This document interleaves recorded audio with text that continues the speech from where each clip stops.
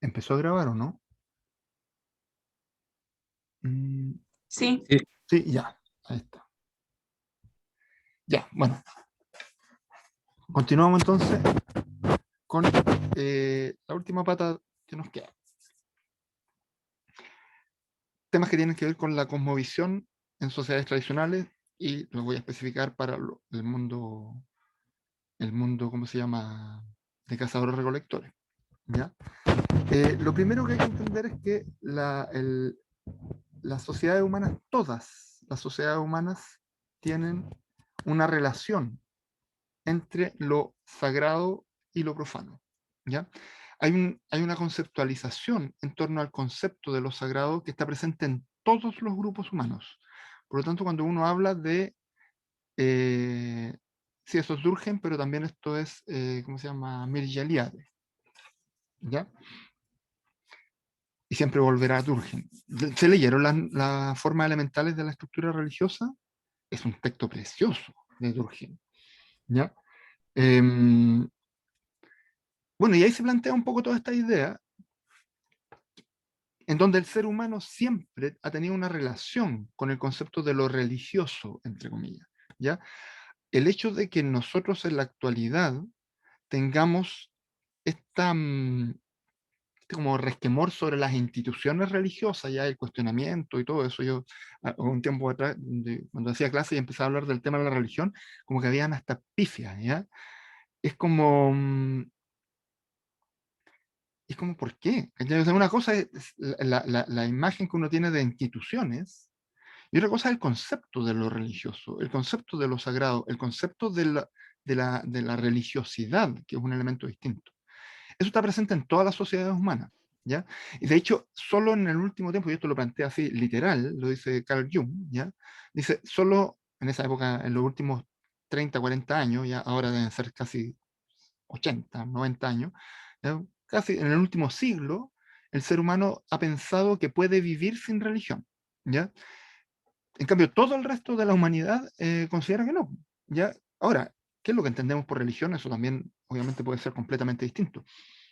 Pero el concepto central yo diría que radica entre el concepto de lo sagrado y lo profano, en donde lo sagrado tiene que ver con un orden del cómo se dan las cosas. ¿Ya? Entonces, cuando las cosas son sagradas es porque tienen un orden que es, ¿cómo se llama? Que es asimilable. Y cuando las cosas se salen de ese orden, entramos al mundo de lo profano. ¿Ya? Por eso, en general, las sociedades em, que funcionan con las lógicas religiosas, ¿ya? Tienen tantas normas, porque la religión es normativa, es prescriptiva. La religión dice qué es lo que se puede y lo que no se puede hacer, ¿ya? Eso no quiere decir que uno tenga que vivir una especie como de burbuja y no cambiar en absoluto nada, porque los rituales también van cambiando, ¿ya? Y es porque los mitos van tomando distintas connotaciones dependiendo del contexto. Por eso también hay tanta variedad y tantas variaciones sobre los mitos, ¿ya? El problema es cuando uno se instala y se enquilosa, ¿ya?, en un concepto que ya no funciona dentro de la comunidad. Pero en general las religiones van a ser siempre prescriptivas, porque de alguna manera necesita, ¿ya? Necesita ordenar para poder entender el mundo. ¿Ya? Entonces, en los lugares en donde yo identifico presencia de lo sagrado, es lo que yo voy a reconocer como una hierofanía. ¿Ya? Entonces, en esos lugares hay orden. Los lugares que están fuera del orden, ¿ya?, son lugares donde hay caos y donde en el fondo reina lo profano. ¿Ya? En el fondo, todo el tema religioso, toda la religiosidad, ¿ya?, se da a partir de la interpretación de estos símbolos en donde yo leo que se presenta la hierofanía. Y de esa manera uno puede entender que los mitos, y ahí esto es un tema que hay que metérselo bien en la cabeza, primero, los mitos que narran esos órdenes desde el inicio de los tiempos, primero, no son cuentos inventados. Nadie inventó un mito, ¿ya? El mito se narró, pero nadie lo inventó. Y se narró porque ocurrió en algún momento, y ese ocurrir ya tiene que ver con cómo yo interpreto una hierofanía que se presenta. Entonces, primero cuento el mito, cuento lo que ocurrió, y luego se convierte en un relato. Pero ocurrió. ¿Se fijan o no? Entonces, como dice Carl Jung, en 1961, fue mucho tiempo después de que se narró el mito, o de que el hecho fue interpretado, que ocurrió el hecho, ¿ya? Fue mucho tiempo después que la gente empezó a preguntarse, oye, ¿de dónde viene este mito? En el fondo me lo empiezo a cuestionar para ver si es real o no. El hecho ni siquiera hay que cuestionárselo si es real o no. El hecho ocurrió y se ha narrado. ¿Ya? Y por otro lado, esa idea que uno tiene de que los mitos explican cosas, los mitos jamás han explicado nada. ¿Ya? Lo que ocurre con los mitos es que estas, entre comillas, explicaciones no son explicaciones del mundo, sino que son demostraciones del por qué el mito es real. ¿Ya? O sea, cuando yo narro el mito del por qué el copigo es rojo, el mito no es por qué el copigo es rojo. ¿Ya? Y no sé, tiene que ver con los hermanos, la primera pareja mapuche, la estrella que cayó con el hombre, ¿ya? Y luego salen los hermanos y un hermano mata al otro, y ahí se mancha con esa sangre, se mancha el copihue rojo, ¿ya? Eh, Ustedes lo van a ver en casi todos los escritos, son como así como más rápida, y dicen, ah, y por eso el copigo es rojo. Como si el mito estuviera explicando el por qué el copigo es rojo. O sea, ¿a quién le importa por qué el copigo es rojo? O sea, esa no es la pregunta que responde el mito. Lo que sí hace el decir que el copigo es rojo es porque tú vas caminando por el bosque y te encontré que hay un montón de copigos blancos y hay copigos rojos. Entonces tú cuando ves el copigo rojo dices, ah, el mito ocurrió porque hay copigos rojos. El hecho de que el copigo sea rojo es un argumento para decir que el mito fue real. Está el hecho ahí, ocurrió. ¿Ya? Pero ¿cuál es la función que cumple el mito? No explica. El mito da sentido, que es distinto. Da sentido al por qué las cosas son como son. Ordena. ¿Ya? Entonces, esta lógica tan occidental de entender primero los mitos como una mentira que alguien se inventó para justificar quizás qué cosa, ¿ya? Y entender la idea del mito como una explicación, como si fuera ciencia. O sea, el mito no le importa la ciencia. Al mito ni siquiera le importa si la cosa es coherente. Al mito le importa que tenga sentido, ¿ya? Y que en el fondo tenga un lugar dentro de lo que yo estoy narrando, para que haya un orden. Entonces, bajo esa lógica, por ejemplo, elementos como estos temas de Altamira, ya la pintura rupestre que ustedes ven ahí, lo que vemos ahí es bisontes que aparecieron en la roca de alguna manera, que fueron reconocidos en las formas de la roca y son pintados. Eso es una hierofanía. Porque de la roca estoy viendo los bisontes. Y lo que hace el artista ahí es hacer que el bisonte salga. ¿Ya? David dice, no, las religiones no son dogmáticas, me imagino que como una ironía, ¿ya? Sí, pues, son dogmáticas y tienen que serlo, porque necesitan ordenar. Si tú no puedes vivir en un mundo caótico, ¿ya? Ahora, ¿cuál es el problema de las religiones actuales? Es que están viviendo en un mundo que no es el de ahora.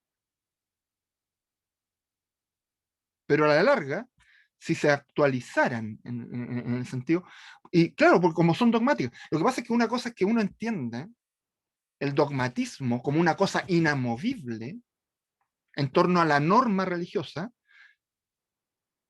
claro, ahí me quedo pegado estaría viviendo en el siglo XVIII. Pero las sociedades cambian. Y como las sociedades cambian, los mitos cambian. Y hay mitos que empiezan a tener más sentido que otros. Por lo tanto, cuando yo me quedo pegado en un mito que tenía sentido hace 200 años, pero que en la actualidad no tiene sentido, ¿qué sentido va a tener realizar un ritual de una cosa que no me hace eco en nada? ¿Ya? Si el problema no es que la religión sea prescriptiva, el problema es que la religión no lee la actualidad, en el fondo, no lee la sociedad sobre la cual está siendo prescriptiva. ¿Ya? Entonces, no necesariamente tiene que ver con cambiar la interpretación. ¿Ya? Tiene que ver con, en el fondo, que las cosas que se están diciendo tengan un sentido. ¿Ya? Porque hay veces que yo puedo cambiar la interpretación, pero el sentido va a ser el mismo. ¿Ya? El tema tiene que ver con el sentido, con qué es lo que me hace eco a mí de la narración que se está contando. Por eso hay mitos antiguos, ¿ya? Que todavía se narran. Y hay otros mitos que hace 100 años dejaron de narrarse y solo están escritos en las recopilaciones de mitos. ¿Ya? Daniel pregunta, ¿y las cosas que son literales no... La sharia de los musulmanes, es que ¿hasta qué punto es tan literal o es una interpretación de eso? ¿Ya? Es como cuando uno dice, ya, es aberración que un hombre esté con un hombre en el Eclesiastés, ¿ya? Que es como ya, pero bajo esa misma lógica es una aberración afeitarse, que también está en el Eclesiastés, o tocar la piel del cerdo. Todo el mundo juega a la pelota, ¿ya? Entonces, también, si se fijan, también ahí hay interpretaciones, porque en el fondo veo una parte y no veo otra, ¿ya? Entonces, a la larga hay interpretaciones ahí. Y los mitos se interpretan, o sea, en el fondo la Biblia es absolutamente interpretable completamente, ¿ya? El Popol Vuh, que es un libro que habla de religión, ¿ya? Es una narración completa. Y ahora lo cuentan como un cuento, pero no es un cuento, ¿ya? O sea, muchos de los cuentos tradicionales partieron de mitos mucho más profundos. Lo que pasa es que después se livianizan, se les quita el sentido y terminan siendo una anécdota. Y entonces se cuenta el cuento de la Cenicienta, el cuento de la Caperucita Roja, que originalmente tenían que ver con mitos mucho más, con un sentido mucho más profundo. ¿Ya? Y claro, cuando ya empiezan a perder el sentido, queda la narración. Y la narración queda. ¿Ya? El tema es cuál es el sentido que empieza a tener eso. ¿Ya? Hay una mano levantada, Daniel. Sí, profe, en ese sentido, por ejemplo, lo que usted menciona con el Popol Vuh, si yo tengo un texto religioso que es como la base de un dogma, que deja de tener feligreses o personas que lo consideren sagrado, podría como romperse el siglo entre sagrado y profano, o sea, como que algo sagrado se transforma en algo profano a medida que pasa el tiempo. Es que lo que pasa es que lo sagrado y lo profano lo vas reconociendo tú en torno al orden. No es que en realidad el lugar o tal cosa, tal orden sea sagrado. Porque, por ejemplo, yo puedo llegar a una mezquita, ¿ya? Y me van a decir, sácate los zapatos y ponte tápate la cabeza. Chuta, ya, me saco los zapatos y me tapo la cabeza y entro a la mezquita, pero la lógica de la mezquita para mí no la voy a entender. Y para mí, o sea, yo puedo llegar y pescar un poco de comida y comer arriba de, no sé, pues en la mesa o en el suelo, donde se supone que se sienta el principal de la mezquita, no sé cómo se llamará, ¿ya? Y me van a decir, realizó un acto sacrílego y no sé qué cosa, y yo no lo voy a entender. Así como alguien puede llegar y hacer un picnic arriba del altar al frente de la catedral. Porque si yo no entiendo la lógica sobre el cual está ordenado todo un espacio sagrado, es sagrado para la gente que está metida en el espacio. Eso es lo que pasó cuando llegaron los españoles con el mundo y se enfrentaron con el mundo americano. ¿Ya? Ellos tenían una estructura de cómo debía ser un orden sagrado y se enfrentaron a otra. Y al final no ganó ninguno de los dos, porque lo que terminó siendo es una mezcla de cosas en donde tú vayas a Guatemala y en los altares están haciendo sacrificios de gallina. Está lleno de sangre, todos los altares para la Virgen y para Cristo. Claro, no están sacrificando a una persona, pero las gallinas ahí las vuelan las cabezas. ¿Ya? Entonces el sincretismo es que no ganó nadie. Obviamente el mundo americano perdió mucho más. Pero tiene que ver con cómo yo comprendo un orden. No es que el orden en realidad, la naturaleza se ordene bajo lo que yo pienso, sino que yo lo entiendo ordenado de alguna manera. ¿Ya? Tiene que ver un poco cuando se habla de arqueología del paisaje, lo que plantea Criado, ¿ya? Cuando tú marcas el paisaje, es lo que dice Mircea Eliade en Lo Sagrado y lo Profano, cuando tú vas reconociendo cosas en tu vida, lo sagrado dentro de lo no religioso. O sea, yo tomo una micro y me voy moviendo y al lado voy a tener una persona que es muy católica y pasamos por una iglesia y se persigna. Y pasamos por una nimita y se persigna. Eso para mí no tiene ningún sentido. Yo no tengo... yo me acuerdo que antes tomaba una micro y siempre había una persona que como que coincidíamos y entrábamos, dábamos vuelta a la esquina y se persignaba antes de que apareciera la iglesia. ¿Por qué? Porque está ordenado de tal manera su mundo que hay ciertos rituales que tiene que hacer, incluso antes que ocurran. ¿Ya?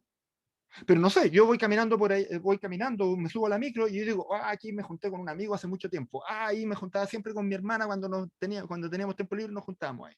Ahí yo fui al funeral de no sé quién. Tengo mis hitos que ordenan mi historia. Lo que pasa es que no es una hierofanía, no es un elemento sagrado que cae y que yo lo reconozco como algo sagrado, ¿ya? Pero sí son hitos que para mí son importantes y que ordenan un espacio. Pero la persona al lado no tiene idea. Lo que dice Criado con el respecto al paisaje. Yo voy por un lugar y el paisaje está ahí.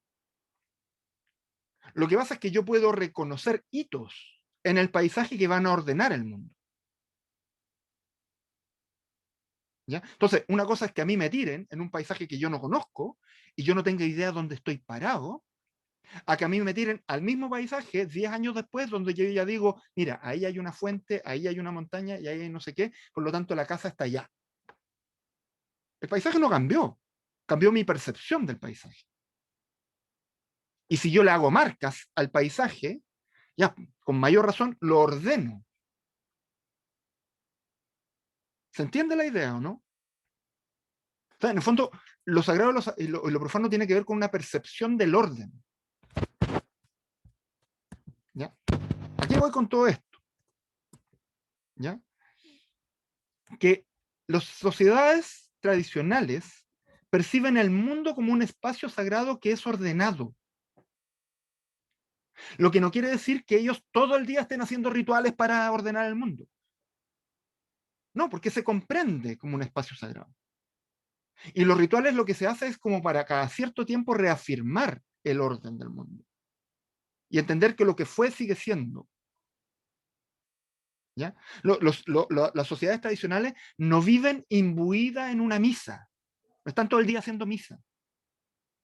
Viven. Lo que pasa es que la percepción de eso es distinta. ¿Ya? Si es real, es porque está dentro del orden. Entonces, claro, puede aparecer que el chamán se convierta en pájaro y uno diga, ¡ay, la media voladita! No, pero eso es real, porque es parte del orden. Por eso los seres extraordinarios que aparecen en los mitos son reales, no son inventados. Y hay seres extraordinarios que lo que hacen es romper el orden y es necesario ordenarlo. Los que se conocen como monstruos o, entre comillas, demonios. Rompen el orden. Entonces, ¿qué es lo que se necesita? Ordenarlo. El ritual que ordena. La batalla que ordena. el rito o el mito del héroe cultural que ordenó el mundo. ¿Cómo empiezan a nacer los seres humanos? ¿Cómo surge la muerte? ¿Por qué el sol está arriba? ¿Por qué el sol y la luna se persiguen? Todas esas cosas son mitos que narran el por qué el mundo está ordenado. Pero no es una explicación de eso. Le dan sentido al por qué tú estás acá. Y en el fondo con eso también te ahorráis un montón de, ¿cómo se llama?, problemas existenciales. Tú estás acá porque hay un orden. Nosotros que no tenemos ninguna de estas cuestiones, cada rato es como, ¿por qué vivo acá? ¿Por qué estoy acá? ¿Cuál es el sentido de mi existencia? ¿Por qué? Porque hemos perdido los mitos que nos dan sentido. Y nadie te lo va a explicar. Tú lo tienes que vivir. Por eso está el rito. Tú vives el sentido. Perteneces a algo. El rito te hace pertenecer. Por eso los rituales y por eso la religión, ¿ya?, es una actividad de cohesión social. ¿Ya? O sea, si no, piensen en cómo son de cohesionados los evangélicos, por ejemplo, y que son súper pertenecientes a una cuestión que igual ya no funciona en este mundo, pero se cierran ahí. Porque ahí son súper pertenecientes a eso. El problema es como, oye, el mundo es distinto a eso. ¿Ya? Que es lo que, un poco lo que ocurre con todas estas religiones o estas actividades religiosas que son tan normativas y tan, ¿cómo se llama?, cerradas. ¿Ya? Y tan fanáticas también. Porque en el fondo tiene que ver, ¿por qué se genera el fanatismo? Porque me siento muy perteneciente. Y ahí tengo sentido, pero afuera no. Pero el mundo es más que eso. ¿Ya? Y dentro de las sociedades tradicionales, claro, hay una idea de pertenencia a algo, pero esa pertenencia a algo igual también es más maleable. ¿Ya? Y cuando me refiero a sociedades tradicionales, estoy hablando un poco de esta cosa de los cazadores-recolectores, pero también sociedades previas a la ilustración. O sea, llegaba un egipcio y decía, el sol es Ra. Llegaba un, no sé, un griego y decía, el sol es Helio. Llegaba un romano y decía, el sol es Apolo. ¿Ya? Y cada uno tenía mitos distintos y no se agarraban a mechas. ¿Ya? En cambio, llega después con el judeocristianismo, ¿ya? El Dios es uno, el sol es sol, pero el Dios es uno y no existe nada más. Y todo el resto que me diga que no existe nada más, lo mato. Porque el Dios es uno. ¿Ya? Y ahí empezamos con los problemas. ¿Ya? En el fondo, la religión no pretende explicar, pretende dar sentido. ¿Ya? Volvamos al politeísmo. Volvamos al animismo. Mejor aún. El pensamiento moderno, ya, el presente es distinto al pasado, el futuro va a ser distinto al presente. En la lógica del mito, el presente es un reflejo constante del pasado y por lo tanto del futuro. ¿Por qué? Porque siempre estamos en el mito. El mito se revive una y otra vez. Al revivir el mito haces un rito y lo vives. Yo no puedo vivir en una sociedad en donde todo cambia, porque ahí no hay certezas. El ser humano necesita la certeza para vivir. Por eso es interesante lo que plantea Levi-Strauss, en donde el mito es histórico porque ocurrió, pero es ahistórico porque ocurre siempre. Y como ocurre siempre, porque tiene sentido, ¿ya?, es que yo vivo en un mundo, en un tiempo inmóvil. Pero cuando deja de tener sentido, la cosa cambia. Y me adapto. Por eso los rituales cambian. ¿Ya? Por eso los rituales son prescriptivos y es como yo tengo que hacer tal cosa y tal cosa y tal cosa, pero si una cosa la hago antes y la otra después, de repente no es tan problemático. ¿Ya? Que es distinto al concepto de la magia, en donde como funciona bajo cierta lógica, tiene que ser súper ¿cómo se llama? Como una norma. La magia es como lo similar a lo que sería la ciencia y la comprobación de los experimentos, ¿ya? En un mundo no racional. ¿Ya? Pero el mito es distinto a eso. Porque el mito, como se narra oralmente, va variando. ¿Ya? Claro, cuando me refiero al racional, me refiero a lo racional asociado al concepto de la ilustración, ya a ese concepto, ¿ya? Para que quede claro. Ahora, ¿dónde vemos lo sagrado en los restos, en las cosas que hace el ser humano, en la cultura?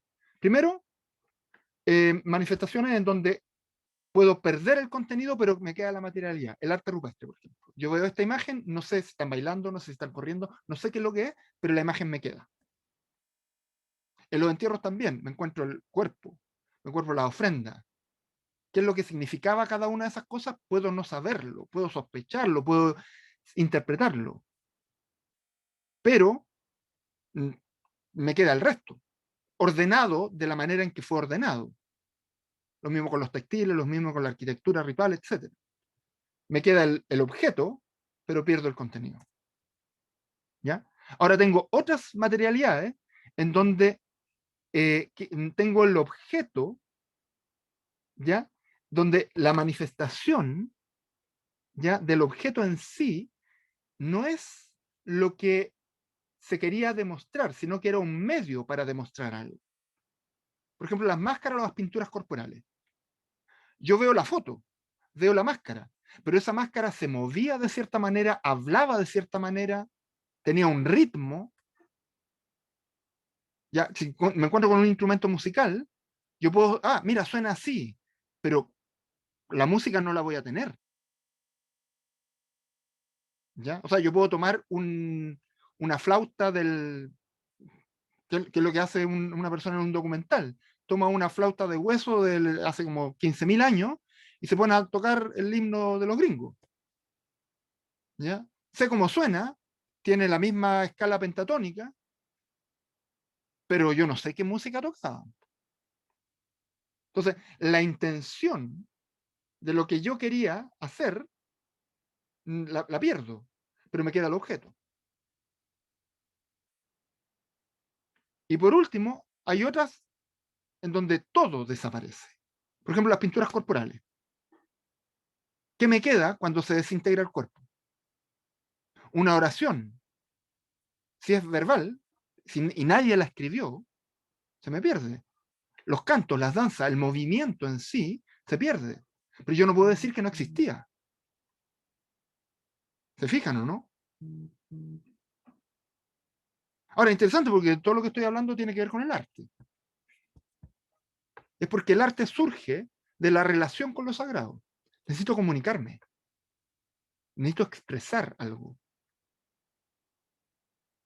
Y el arte, en sociedades tradicionales, es prescriptivo, como la religión, porque viene de ahí. Es muy distinto al arte moderno. Es como, es que a mí me salió. Rayé con una mancha roja un textil blanco y lo vendo en 5 millones de dólares. ¿Y qué significa? No sé, la inspiración. O sea, esa cuestión, en el mundo tradicional, mamarracho y al suelo. Si no tiene sentido, ¿para qué? Porque el arte es un medio de comunicación. Si el resto de la gente no lo entiende, no está funcionando. Por eso es prescriptivo. Por eso las cosas de arte en las sociedades tradicionales siempre tienen ciertas normas. O sea, estos personajes de acá arriba, el arte rupestre, si se fijan, todos tienen ciertas proporciones similares, porque así se entienden. Porque si las hago distinto, no me lo van a entender. ¿Ya? El arte es una ejemplificación de lo sagrado, más que una ejemplificación, es una manifestación de lo sagrado. ¿Ya? Cosas que se pierden, ritualidad perdida, tatuajes, ¿ya? Ciertos elementos que tienen que ver con ideales de belleza, como por ejemplo, cómo se mueve el personaje que tenemos acá en esta máscara, ¿ya? Escarificaciones, ¿ya? A veces me puede quedar la máscara, pero no tengo idea qué es lo que va a pasar con eso, ¿ya? Otzi, ¿ya? Encontrado en los Alpes, tenía tatuajes, como 61 tatuajes en todo su cuerpo. ¿Qué significan?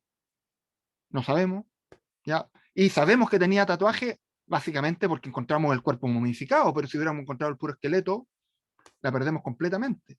Lo mismo con las escarificaciones, verdaderos diseños que decoran el cuerpo, que a veces se consideran como armaduras simbólicas, ¿ya? Pero si perdemos la piel, no hay cómo saberlo, ¿ya? Cementerio y tratamiento fúnebre, ¿ya? Aquí viene todo un esquemita, ¿ya? La persona que se muere, ¿ya? Que deja un hoyo. Separo el alma del cuerpo. Cuando el cuerpo pasa a ser un ser espiritual, yo necesito el ritual funerario para entenderlo como un ser espiritual. Lo que hablábamos hace un rato. El funeral es para los vivos, para lograr entender, para darle sentido a la muerte. Y el sentido es que esa persona ya no está, hay un hoyo en la comunidad. Pero ese hoyo se renueva cuando yo entiendo que esa persona deja de ser persona y empieza a ser un ancestro. Cierro el círculo. ¿Ya? Entonces, ¿qué es lo que yo voy a hacer con esto? Bueno, pues tengo distintas formas de tratar el cuerpo. Todo esto tiene que ver con la ritualidad. Puedo momificarlo, como ocurre en Chinchorro, o puedo simplemente enterrarlo, puedo ponerle ofrenda o no ponerle ofrenda, y eso va a cambiar dependiendo de cada cultura y dependiendo de la percepción que cada cultura tenga de la muerte. Pero todas las culturas tienen una relación con el concepto de la muerte, que es el gran problema del ser humano. ¿Qué hay después? O sea, se sabe que desde los neandertales en adelante hay una relación con la muerte. ¿Ya? No sabemos más atrás, pero sabemos que los neandertales enterraban con flores. Entonces ya había simbolismo ahí. ¿Ya?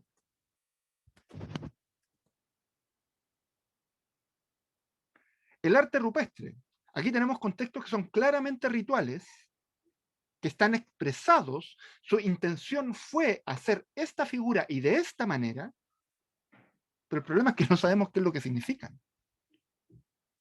¿Qué significa estampar una mano? Ya, y estamos en la hora. Ya, qué bueno que me avisan. Ya. Y con esto cierro. Los significados se nos pierden, pero el relato está ahí. ¿Ya? Bueno, quedamos acá y la prueba. Solo la voy a leer y a ver si hay preguntas. Esto lo cierro la próxima semana, que ya me queda re poquito. ¿Están viendo ahí? La prueba es básicamente el formato de hágase su propia prueba. Elija uno de los temas propuestos en la columna izquierda y desarrollelo en torno a uno de los conceptos de la columna derecha a su elección, siempre vinculando los contenidos del curso visto en clase y las lecturas. Ahí también se considera el video que vieron. ¿Ya? Entonces la idea es que elijan economía de subsistencia con movilidad y sedentarismo, por ejemplo. O economía de subsistencia y rito de pasaje. O me gusta el concepto de género. Género asociado a manifestación religiosa. Hay algunos de estos conceptos que caen mejor con algunos de estos. Hay unos que son más difíciles en las relaciones. Las pueden hacer, pero les recomiendo que no se compliquen. ¿Ya?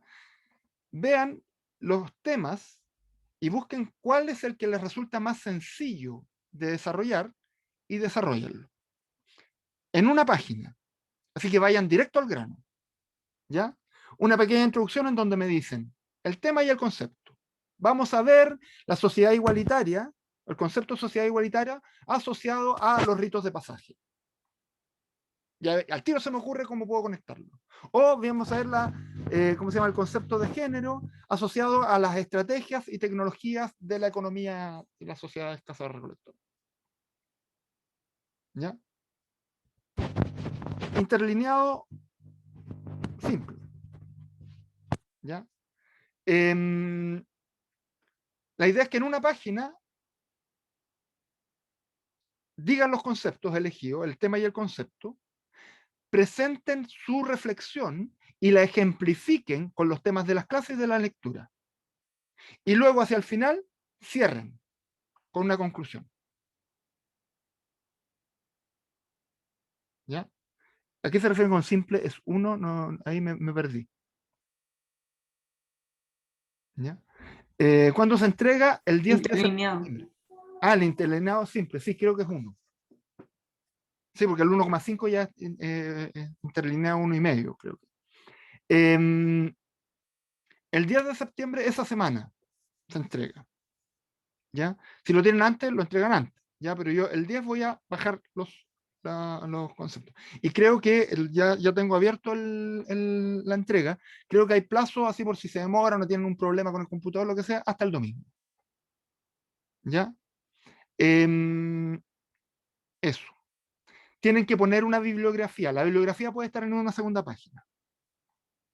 ¿Ya? Pero tienen que poner bibliografía. Si quieren ocupar alguna imagen, la imagen tiene que estar súper bien justificada del por qué van a ocupar esa imagen. ¿Ya? En el fondo tienen que hacer en el texto referencia a eso. Tienen que citarla, tienen que decir de dónde salió y qué sé yo.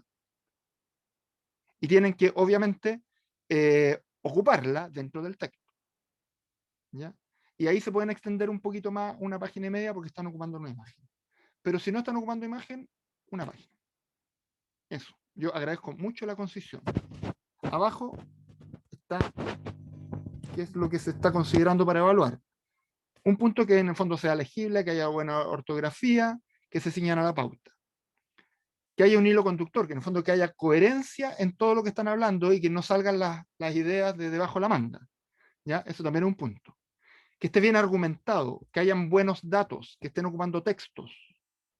2 puntos. Y que hayan ideas propias, que se discuta y que se cierre bien.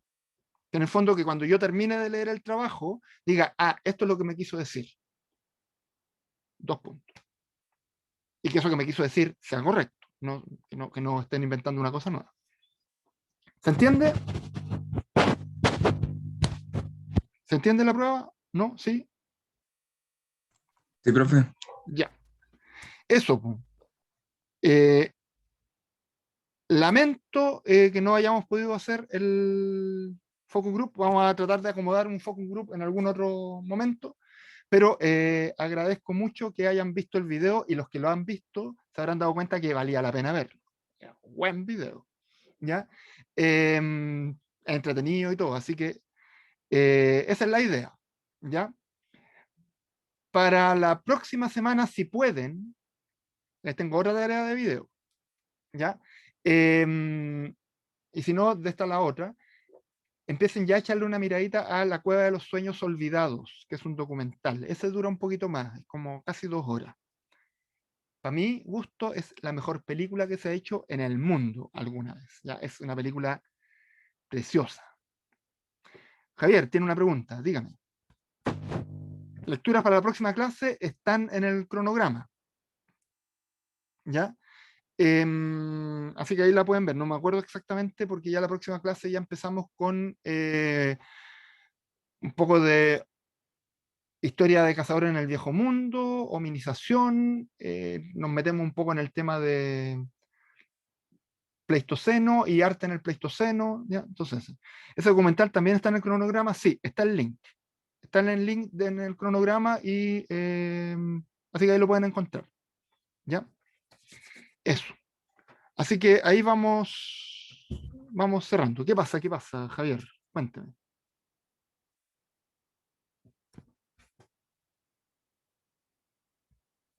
¿Son de la tercera unidad? Sí, pues. Sí, pues si la próxima semana ya empezamos con la tercera unidad. El cronograma está subido. Lo que no está subido son los textos, que tengo que subirlos. Pero las lecturas, ustedes ya saben cuáles son. Ahora, muchas de esas lecturas, cosa que hagan un googleo y lo pueden encontrar en la web. ¿Ya? Pero voy a subir los textos de la tercera unidad. Así que no desesperen. No desesperéis. Cuénteme, Javier, otra pregunta.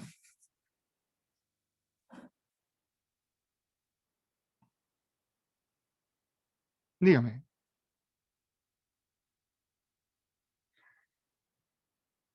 Está bien, los textos, si esa era la idea, que le echaran una miradita a los textos que estaban en el cronograma, aunque fueran de las últimas unidades, da lo mismo, pero que empiecen a cachar más o menos si va o no va el tema. ¿Ya? Eso. Ya, muchachos, quedamos acá. Próxima semana cerramos este tema del arte y además igual engancho un poco con lo que vamos a ver para las poblaciones cazadoras-recolectoras de Europa, así que me sirve. Cuídense mucho, ¿ya? Échenle una leída a los textos y a los documentales si pueden. Y nos vemos. ¿Cuál es la consulta, Marcela? Y Repítemela, la vamos a dar repítemela. cuando se vaya todo demás. ¿Cómo fue? Se la hago ahora cuando terminemos. Ah, ya, perfecto. Ya. Dale nomás, vamos a cerrar aquí